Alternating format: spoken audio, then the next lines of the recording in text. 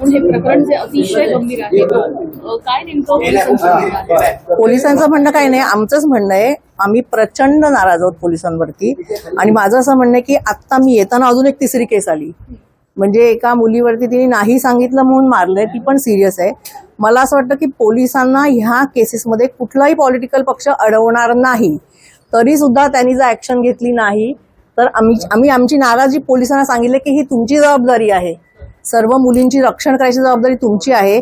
कुठलाही पॉलिटिकल पक्ष ह्याच्यात तुम्हाला अडवणार नाही की तुम्ही जसं पोर्शेमध्ये झालं, कोणीतरी आमदार गेलो होतं आणि थांबवलं, ह्याच्यात कोणीही अडवणार नाही. तुम्ही तुमची दहशत दाखवा. काय चाललंय गेल्या 3 दिवसात जर 3 मुलींना, आणि हिंस्रपणा म्हणजे किती हिंस्रपणा.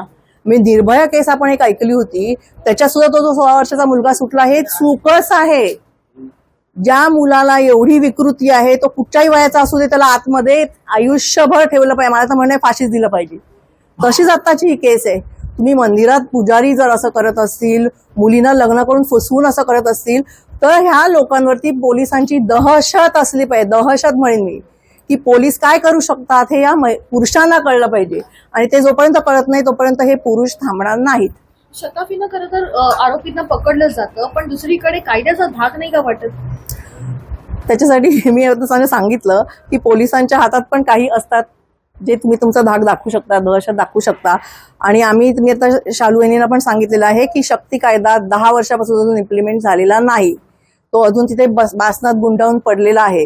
तर आमची अशी पंतप्रधानांना विनंती आहे की आता पुढच्या 5 वर्षात, ह्या एकच वर्षात तुम्ही तो शक्ती कायदा पास करा, आणि तो पास करून त्याचं इम्प्लिमेंटेशन होतंय की नाही ते बघा. असे गुन्हे झाले की 2 महिन्याच्या त्या माणसाला फाशीच दिली पाहिजे.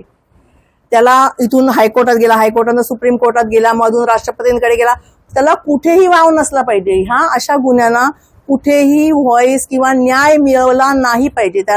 त्यांनी जे केलंय त्याच्यावर त्याला पनिशमेंट झाली पाहिजे. उरणमधल्या केसबद्दल बोलायचं झालं तर आरोपीला आता अटक केलेली आहे, आणि मुख्य आरोपीला अटक केल्यानंतर आणखी योग्य पद्धतीने तपास होईल असं पोलीस सांगतायत. दुसरं, तुम्ही कुटुंबियांना सुद्धा भेटणार आहात. मात्र मागच्या काही दिवसापासून अनेक पक्षाचे नेते हे कुटुंबियांना भेटतायत आणि लव जिहादचा कुठेतरी नारा यामध्ये दिला जातोय. मला असं वाटतं ह्याच्यात धार्मिक न आणता दुसरी जी केस आहे ती आपल्या मंदिरात झाली आहे, ती तर अति लाजिरवाणी आहे. पुरुषाला धर्म नसतो, हे जे असे कामं करतात ना ते पुरुषाला धर्म नसतो. त्याच्यामुळे धर्मनिरपेक्ष जो कोण पुरुष करतोय त्याला तात्काळ शिक्षा झाली पाहिजे, तो कुठच्याही धर्माचा असो. असं काही नाहीये की लव जिहाद केलं म्हणून त्याला मारायचं आणि मंदिरांनी पुजाऱ्यांनी केलं म्हणून त्याला सोडायचं.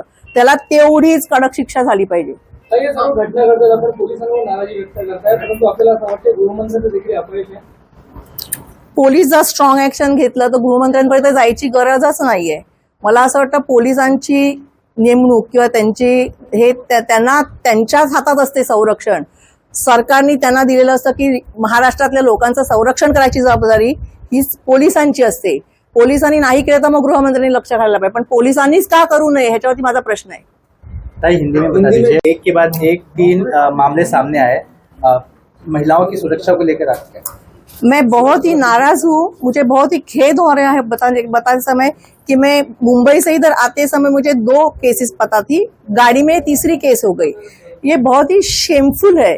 और मैंने पुलिस के साथ मैंने बहुत स्ट्रांगली मैंने बोला है कि ये आपकी जिम्मेदारी है कि महाराष्ट्र में जो डिस्ट्रिक्ट में जो कमिश्नर है और उनके नीचे के सब, ये पुलिस की जिम्मेदारी है कि उधर की महिला सुरक्षित होनी चाहिए. और मुझे ऐसे नहीं लगता कि कोई भी पॉलिटिकल पार्टी ये इन बुरे लोगों के पीछे खड़ी होगी और पुलिस को बोलेंगी कि उनको पनिशमेंट मत करो. ऐसी दहशत होनी चाहिए पुलिस की कि अगला आदमी सोचने के पहले बोलेगा नहीं बाबा ये पुलिस इधर ऐसी पनिशमेंट देती है, हमको ये नहीं करना चाहिए. मैम, आपने पॉलिटिकल पार्टी का जिक्र किया, कुछ बताया घटना कैसे घटित हुई, क्यों घटित हुई, इस बारे में चर्चा हुई? नहीं, घटना कैसे हुई मुझे नहीं इंटरेस्ट भी नहीं है, मुझे सिर्फ पनिशमेंट चाहिए. मैंने उनको यही बोला है कि हम बहुत नाराज है, ये आपकी जिम्मेदारी है, ये ऐसी घटना नहीं होनी चाहिए. आज हुई है उसके आगे नहीं होनी चाहिए, और जो हुई है, जो सबको अरेस्ट किया है, उसको पुलिस का खाना पीना भी मिलना चाहिए. मैम, आपने पॉलिटिकल पार्टी का जिक्र किया, यहाँ पे कुछ पॉलिटिकल पार्टी लव जिहाद का एंगल इसमें खोज रही है, उसको लेकर क्या? जैसे मैंने बोला कि सिर्फ लव जिहाद करके फायदा नहीं है. ये दूसरा जो केस है वो मंदिर में हुआ है, मंदिर में हमारे हिंदू पुजारी ने किया है, तो इसे में धर्म मत लाइए.